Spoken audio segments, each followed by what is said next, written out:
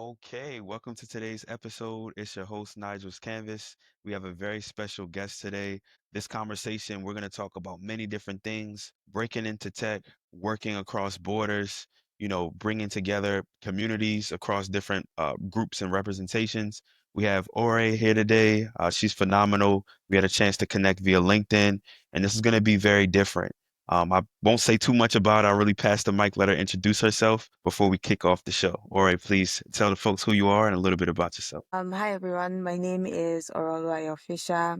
I am Nigerian and I'm the founder of Break Into Tech, which is basically a small community I founded in my undergrad to basically help university students from Africa to find mentors and to basically have a seamless entry into the tech industry.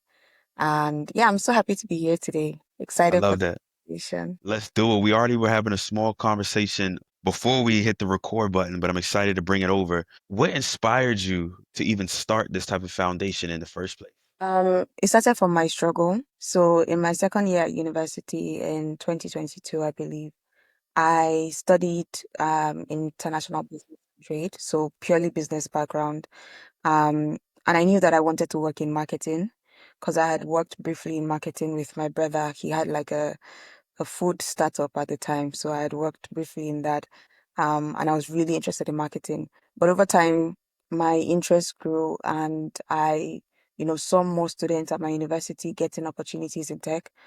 And I was curious to know what's going on in the tech industry, like why is everybody going there? Um, and upon doing further research, I realized like, oh, actually, it's not just what it's panned out to be because I saw mostly people in the software engineering track getting more opportunities there. And there actually was a community I joined back then called Women's in Tech Club. I realized that a lot of the women that were in that club were also from the software engineering track you know, it was mostly focused on people who were interested in like technical and that had technical skills. And so I was really just I had that dilemma of like, okay, I don't want to code. I don't want to do anything technical. I still want to be in marketing, but I want to hop on this tech trend that's going on. So yeah, I really just had that dilemma at the time. And what I decided to do was just research and see like what roles fit my current interests, which were at the time marketing and tech. And upon doing further research, I saw product marketing, which from the description seemed like something that I would be interested in. So I went to LinkedIn. At the time, I wasn't really doing LinkedIn like that. Sure. But like I just went on LinkedIn. You know how you just send thousands and thousands of messages requesting people to connect with you and to just learn from their experience. So I did that. Out of like the hundreds of messages, I think only like five people responded to me. Wow. And one person who actually responded was someone who I didn't know at the time, but she was also at my university. And she was actually a product marketer at a travel tech startup in Rwanda. Wow. And she was leaving her job to go to Google in Dublin. And she was like, you know what, we've had a conversation. I like you. Let me recommend you to the founders of this startup so you can come on as a product marketing intern. And I was like, oh wow, like seriously. And she was like, yeah. And that was it. So like the moment I got in, I think I started my community like shortly after that because I was like, you know what? I don't know much about the tech industry, but I know that it's possible for you to work in tech, regardless of your background. Um, and so yeah, we started off as a club at my university in Rwanda, and gradually we grew more into a community that welcomes other students from other universities across Africa. Wow, that's amazing. I know we talked offline, but I have connections and ties to Rwanda as well. Um, Literally my whole team is based out of Kigali. So I definitely it's an area that I have a big piece in my heart. But let's talk a little bit more about your educational experience. I know you're currently in school now, but maybe kind of walk me through just a bit of your life, like at the high school stage, where you were at, what you were doing really quickly, and then maybe where you are now. Wow. I've never been asked to go all the way to high school. I always start like talking about my life from undergrad. Um, but yeah, I studied in Nigeria. So I grew up primarily in Nigeria, Lagos. I did my high school there, and then at the time, so I'm the last kid, and my siblings were actually in the university that I studied at. So my sister was in the Mauritius campus. It's called African Leadership University, and my brother was in the Rwanda campus. And then I was going to, undergrad, and I was like, you know what, of course, like I'll just apply to the same university. So I went to the Rwandan campus at the time, and I got a fully funded scholarship, MasterCard to study, which was really cool. And yeah, so I decided to do international business and trade. Entered in, didn't really know what I wanted to do. Thankfully, my brother being there really helped a lot. Um, and I was able to figure that out. And then after that, I worked for some time after I graduated. Um, Graduated as the best graduated student in my faculty. Yay. Let's go. And I decided to work for a year in Rwanda. So I worked as a marketing lead at a fintech startup called Spen. And then after Nice. working for 1 year, I decided to, come to do my master's at Sciences Po in Paris. So that's where I'm at right now. And is there anything that you wish you would have knew maybe a few years ago or even undergrad that you now have learned now, just when it comes to either your educational experience, just things that you've learned through your travels, or to maybe some of the lessons that you've picked up so far? That's a good question.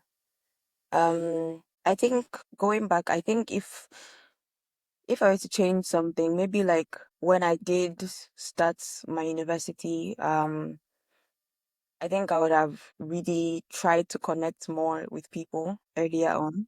Because I'm realizing like the biggest asset, the biggest resource you could ever have is people.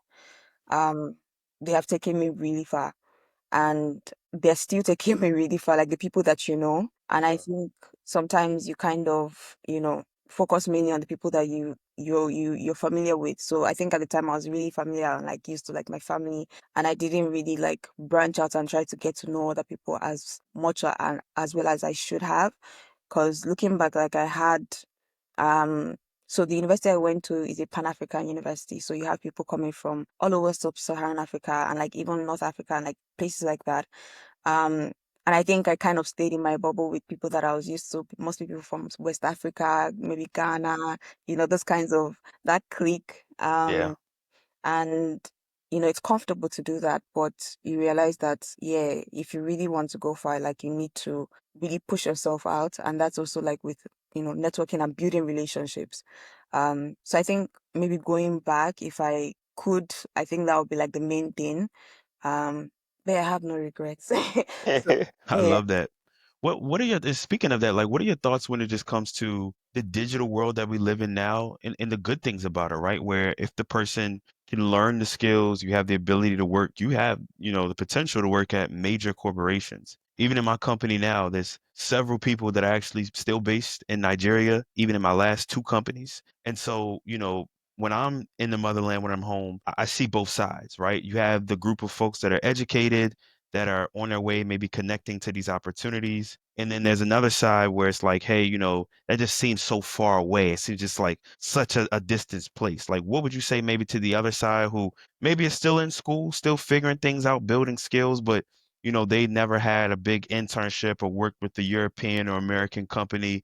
Like, what are you saying to those groups of people? Oh wow. I mean, having been that or being part of that group of people, I think the greatest thing is like your mindset, and being exposed. I noticed the difference between when I got to university and I was gradually being exposed to a lot of internships, because that's one thing I will keep my university. They really exposed us to internships that were outside of the continent. So even me being able to during my in my university at Rwanda, I went to the US like twice. So I did an internship in New York with a company called Libra for 2 months. And then after that I also went for like a a global leadership program in Silicon Valley, and Wow. they provided a lot of those exposures to help us see that there's so much beyond what you currently see here. Um, and I think that that's like one of the greatest things, because when I look back and I compare myself to some of my countermates who were, in Nigeria and didn't have that same quality of exposure, um, I realized like with them, they couldn't see themselves doing an internship outside of Nigeria, or they couldn't see like the possibility of like, oh, how is the company going to sponsor you? Where do you even find the opportunities from? Like, they didn't see that, they didn't believe that that could actually happen to them. And I try to like tell them like, no, it's actually possible. Like you just go online and you apply. Like it's not anything special or anything Right. far-fetched. And I realized like it's really the mindset that affects, you know, people seeing themselves beyond the bubble that they're currently in. And your environment really affects like, you know, controls that a lot. So I feel like with people who are in that space, you have the benefit of the internet and being in this digital era. I Right. think it's really important to connect yourself with, you know, information that actually exposes your mind to the possibilities. Look at people who may be coming from similar backgrounds as you, which is something that is really key, you know, and personal for me with Breaking to Tech, where we make sure we find mentors who have faced similar struggles. Right. Because I connect with you more if you can relate to my struggles, not just Yep. based on my successes. So look at people from social media, you know, influencers or whatever it is that connect to that struggle, and they can show you the possibility of you actually getting out from where you are to, you know, going further. And everything is possible with the internet. So like you can apply for opportunities online. It's not that difficult. It's not that far. You can reach out to anyone on LinkedIn and Yep. they can legit respond to you. And from there you can get an internship, and it's like, how did this happen? Like I don't even know this person from anywhere. So many things have happened like that. And I just feel like there's no boundaries anymore. As long as you have data, you have, you know, an electronic device, there's so much that you can do. But it's just the mindset. Yeah, it's just the mindset. Absolutely. I love that. And it's like real skills, having a mindset, knowing that you can do it, and then of course the exposure and the connection. When you're working with your students and the people through your program, what are you guys telling them? Like how are you helping them? What are some of the common challenges that you're currently seeing? Um, so how do we typically help them? Our model is a bit unconventional. So right now, or how we started it was we didn't necessarily pair people with mentors, but we provided them with a database of people or contacts who agreed to be mentors to the students. And we basically left it in the arms of the students to um create their own journey themselves. So we basically have like a mini website where you basically have access to mentors across the tech industry in like technical, non-technical roles, and you can reach out to them via LinkedIn, or you can even book a call with them, because some mentors allowed us to give the students their email addresses to reach out to them directly. And what that basically does is establishes a relationship between the students and the mentors. And these mentors are working at both small and big tech companies in Africa and beyond. Um, and so with that, the hope is for them to be able to get, you know, referrals for job opportunities that they might apply for, but also to get the motivation that they need to, you know, see themselves in bigger opportunities, bigger careers and things like that. And basically having someone who has walked the path just hold your hand and, you know, make it easier for you to walk the path as well. Because I really don't think it should be hard for you if somebody has already done it and they can just tell you how to go about it. Right. Um, and so basically, yeah, that's how we started. So we also do a lot of events where we, you know, bring on people online from different, you know, different spheres to come and speak to the students about their experience and their journeys. And then we now do workshops as well, where we bring people from, you know, also these different career paths to train them on specific skills. So, you know, we've had someone from Meta come who was a product designer review some of the students' design portfolios. We've had recruiters, technical recruiters, come to review their resumes, you know, give them skill like tips to optimize their LinkedIn's, just basically training them and, you know, making them well equipped for the job market, and then also giving them the resources as well as the opportunities. So we have like an opportunity bank where we share opportunities regularly every week. Um, and we have a community itself. We have many on WhatsApp where we basically just, you know, engage with them. The students also engage with themselves to have like a form of peer-to-peer learning. But yeah, this is to me, this is really just the beginning, because I know there's so much more that we can do.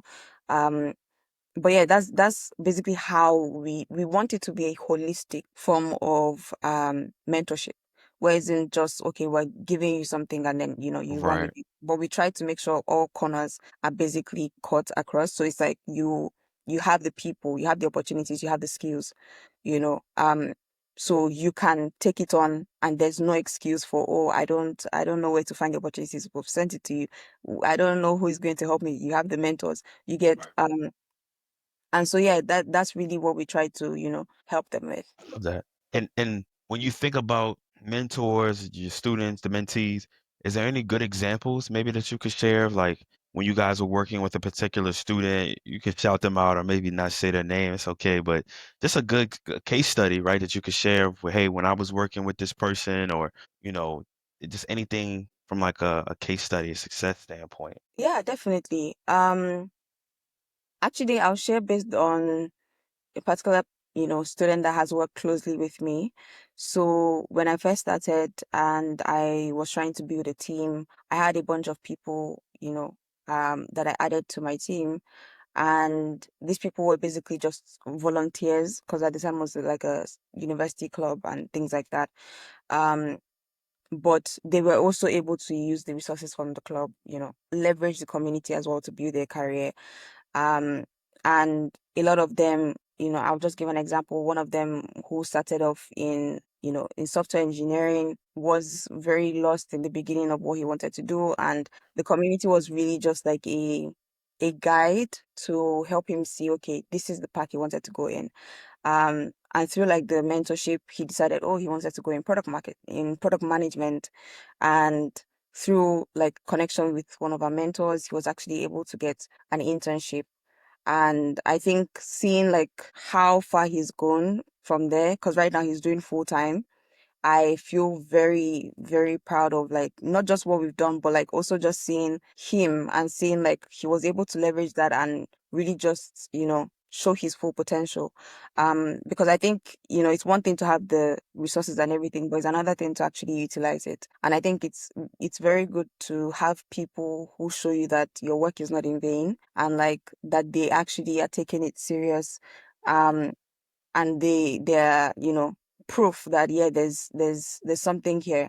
So yeah, I really just love to see people who from break into tech are able to show that yeah, like I was able to grow my career, I was able to grow my understanding, my knowledge. A bunch of other people as well have also, not just with the aspect of internships or jobs, but more so in like confidence as well, because they're confident posting on LinkedIn, like what they're doing, what they're working on, their design projects and things like that. So I feel like in those ways, those are also wins where it's like Right. they're able to show their skills to the public. And I think that's really, really cool. And you talked about LinkedIn. You have them posting. You know, we connected on LinkedIn. That's actually how we even met in the first place. I see you've been building a brand. Tell me about your experience on LinkedIn and why, people should be posting, even if they don't have a business, but just, creating a brand and just kind of putting out their opinion or comment on certain things. Yeah. Ooh, my journey with LinkedIn. Okay, one, it was accidental. I don't know if I'll use that word. But I it's even like such a far distance to think of when I actually started actively posting. But I think it will probably be traced back to around when I also started breaking to tech. But I think I became more active when I had more internships and I felt like I had something to say that would actually add value. Um, because I had more proof of like, okay, yes, this works. Um, and then like around the time when I also went for my internship in New York, I was posting more actively about that. So it started more accidental of like, oh, me just deciding that I wanted to post on LinkedIn. I wasn't very familiar about like how to post, how to build a brand, any of those things or the importance of it. I just felt like, yeah, I felt like, let me post, let me be serious with my LinkedIn. Maybe I can get more opportunities through it, for myself. I wasn't really thinking too far at the time. Um, but along the way, I realized that LinkedIn is one of the most underrated social media platforms. Um, I I realized that people people don't understand why, we post on LinkedIn. I think people sometimes get annoyed by LinkedIn. but I noticed a huge or a significant change or impact in when I wasn't posting and when I started posting, not just on myself, but especially on Break Into Tech.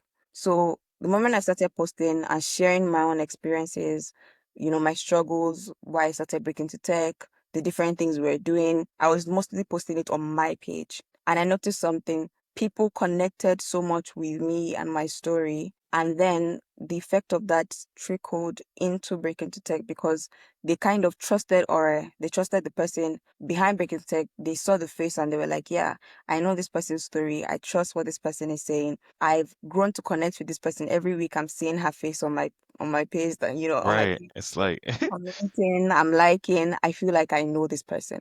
And so when I started talking about Breaking Tech and things like that, they connected with Breaking Tech because of me. And I realized people connect more with people than with products or with brands. So it's a case of you form an emotional connection with them to the point that no matter what other business or brand you want to, launch, people will still connect with it because they've already connected with you. And I realized like that was the key for me. Like I didn't beyond breaking stick, I was like, okay, I actually want to build a personal brand because I want people to know or I want people to, wherever they hear or they think of, oh yeah, this person is relation, this is tech or this is, um business or whatever it is.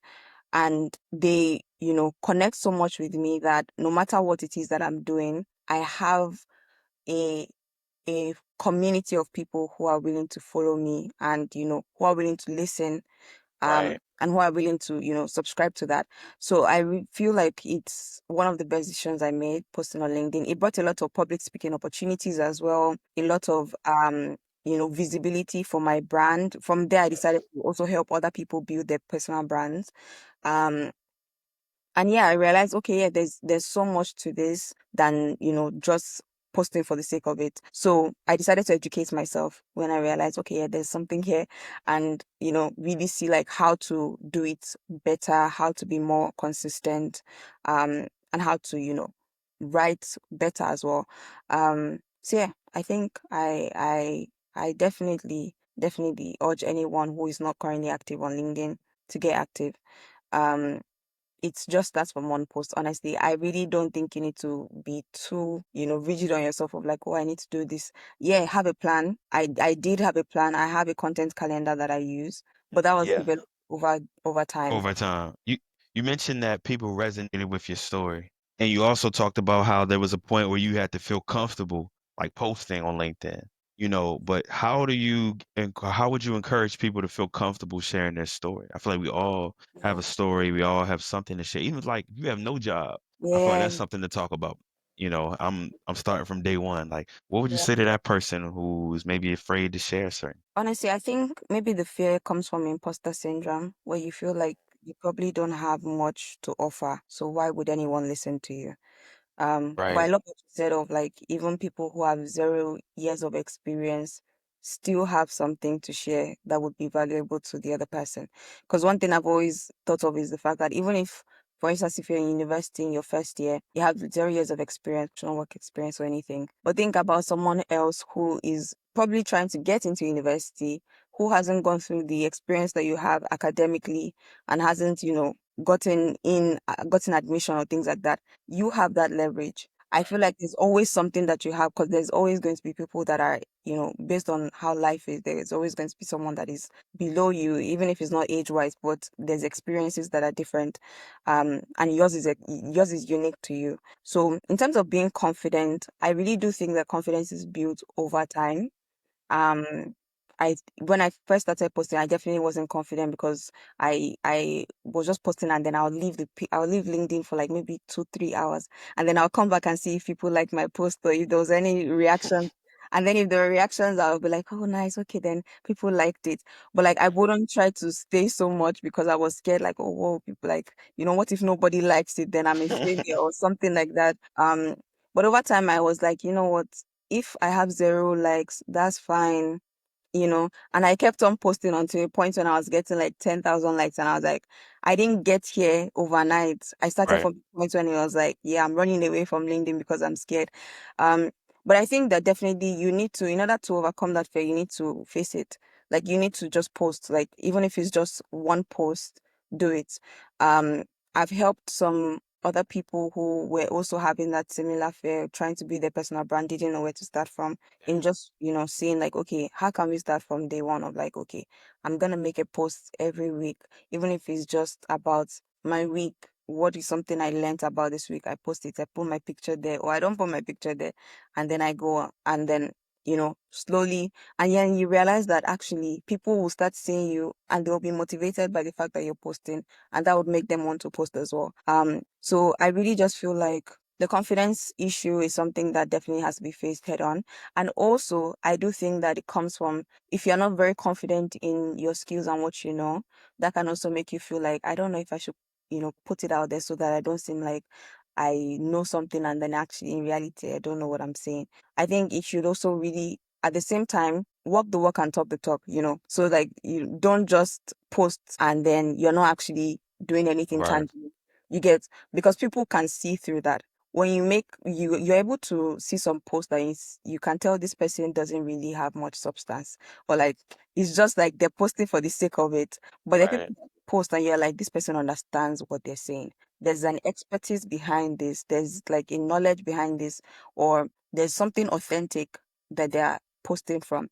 So I feel like, especially if you want to make posts around like a particular field of work or whatever it is, you may not have done or had any real experience, but you could be doing, certifications, online courses, things that will show that, oh yes, I'm actually building my knowledge in it. And when you post, share like, oh yeah, I learned this in a course. I've not done any job. I don't have any internship.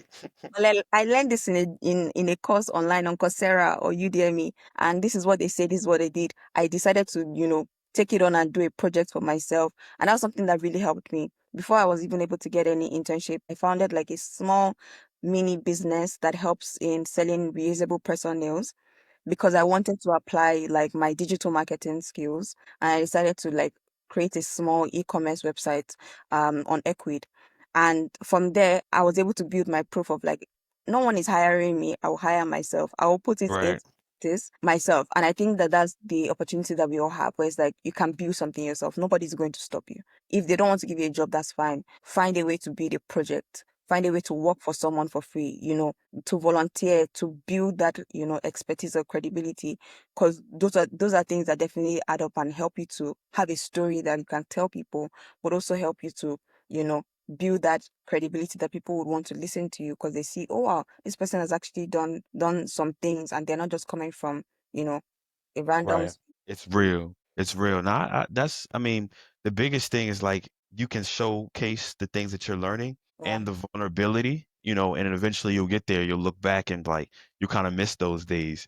I know we're Yeah. coming up on time here. I have one final controversial question. I like to kind of spice it up at the end. Given your, currently studying and you've bounced around a lot, like you have a lot of experience in different places. When you're talking to folks from particular areas of countries, do you advise folks leaving their hometown or home country and maybe finding opportunities remote, or do you advise them to leave or maybe go to school in Europe, etc., or wherever they can? What's your opinion on that? Obviously, everyone's situation is different, but what's your thoughts there? As someone that did that at a very early age, I left Nigeria when I was 15, 16 to Rwanda. I think that was one of the best things I did. I think that was definitely one of the best things I did. I don't think it's just living in itself that changes you. Obviously, a changing environment, has its ups and downs, but I think it's the environment that you eventually get into and what that environment does to you. Because I think being Nigerian now, um, I realize like everyone, let me not just say Nigeria, but let me say actually Nigerians in particular, we live in a bubble. Where it's Yeah, a case of we mainly only know about like what's going on in Nigeria and like what's happening around us, because we're very big. Like it's even for hard sure. to know what's going on in all 36 states. Like it's so much happening, so many people. Um, and we tend to only focus on our own space. So even the music that we consume is mostly like, oh yeah, these are people. We don't know what's going on in the continent. Yes. Bro, like I when I came to Rwanda and I was telling my friends like, oh my gosh, I have a friend from Madagascar and from this place. My friend in Nigeria was like, wait, Madagascar is not just in the movie. And I was like, oh my God. I That was sounds like, like something we would say in this, but it's real, but the yeah, Nigerian culture is so big. You guys have all the yes, artists. Like, why would you listen to anybody else? yeah. I'm telling you, and I feel like we have that pride of like we're the biggest in Africa, we're the best, so we don't really care about what's going on anywhere else you get. But I Right. think that experience really opened my mind to see, Africa, to see like, oh my Yeah. gosh, so much going on this continent, and it's still opening my mind. Being in Europe now, I'm seeing Europe as well, but I'm also, proud of my African heritage For because sure. I've been in a place where I've been exposed to see like Africa is beyond Nigeria, and like there's so much, to Africa. There's so much to the people. There's so much to, our potential and so much that we're doing that I feel proud of it. Like I don't feel like, oh my gosh, like yeah, I'm in Europe. I want to be a European. I'm like, nah, No, no, no, I know no. my people. You get me? Um, Yeah. I think there's that exposure that comes when you leave your space to another place. You learn so much. You're exposed to different cultures, people. That's again, I will reiterate, people have been like my biggest blessing because now it's like I can go to Ghana and I'm like I have like five people that I know that are Yes. from this you get um and you benefit from that as well. You benefit from the opportunities, you benefit from just being the access to that space. So I definitely feel like it's a very good thing it's a privilege actually, because I Yeah. don't think everyone can have that. It's a For privilege sure. to be able to, leave your home space, to leave your comfort zone and, get to experience another culture, another country, um, and what it comes with. So if you have the opportunity, I really say go for it. It's going to be hard and it's going to challenge you so much, especially if you don't have anyone in that space. Right. In Rwanda, I had my brother. Here, I don't have anyone, and this has been definitely, you know, some of the hardest times of my life. But I think it's definitely going to do something in me that in my next chapter, I would be able to do so much more. It's going to For open up sure. like a new or a bigger capacity, to be able to, be independent and do stuff for myself that, I couldn't have before. So yeah, I advise anyone to go for it. I love that. They say people who are able to move with, maybe a few friends or no friends or whatever, like are not afraid of anything. Yeah. So I commend you. I'm definitely going to be following your journey. And where can the folks like get in contact with you? Like, what's the best platform for folks to connect with you? Definitely LinkedIn. For now, at Orolwa Official. That's my full LinkedIn. But also you can find me on TikTok because I want to be sharing more about my French and my, journey being Yeah. Nigerian. So you Yeah. can also get me there on TikTok, at Ore_official. So Okay. That's awesome. Well, great episode, and I can't wait to catch you again. Appreciate it. thank you so much for having me. I loved Of having this course. conversation. Of course. Peace.